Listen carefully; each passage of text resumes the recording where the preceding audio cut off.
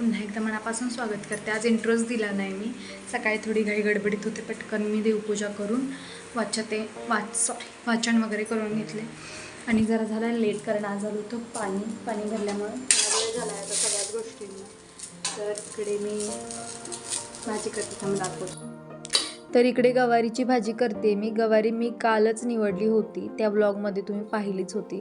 आणि गवारी आधी आम्ही असं गरम कढईमध्ये थोडं तेल टाकून भाजून घेतो आणि देन त्याला फोडणी देतो। फोडणीसाठी कांदा मी आता टाकला आहे तेलामध्ये आणि तो चांगला ट्रान्सलुसंट होईपर्यंत, म्हणजे असं गोल्डन होईपर्यंत परतायचा। त्यात टोमॅटो ॲड करायचं। टोमॅटो आणि कांदा हे दोन्ही जिन्नस एकदम शिजवून घ्यायचे, जेणेकरून ते जीर्ण होतील, म्हणजे ते एकजीव होतील, आणि एकजीव झाले तरच फोडणी छान बसते। म्हणजे अशा भाज्यांना, गवारी, भेंडी असल्या भाज्यांना, आणि छान लागते। बिना तेल पाणी घालता शिजवायची, एक नंबर लागते गवारी। तर आता कांदा जरासा आपला भाजत आलेला आहे, यामध्ये टोमॅटो ॲड करूया।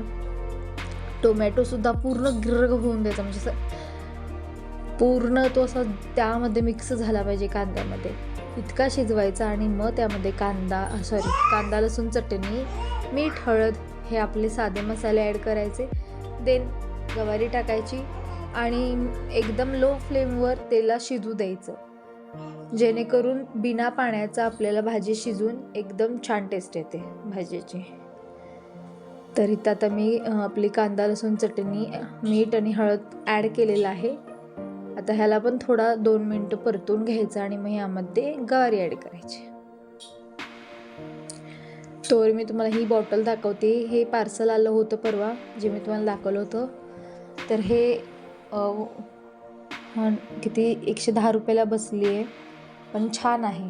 त्याचा यूज करून दाखवते। इकडे चपाती करते मी, तर असं तेल लावण्यासाठीच मी घेतलेली, कारण की आपण वाटीमध्ये वगैरे तेल घेतलं की ते उघडं राहतं, त्यासाठीच मला हे आवडलं होतं प्रोडक्ट। आणि छान आहे, तेलही झाकून राहतं आणि वाटी बिटी काढत बसायचं टेन्शन नाही। चपातीला तेल लावण्यासाठी वेगळं भांडच तयार होतं त्याच्याने।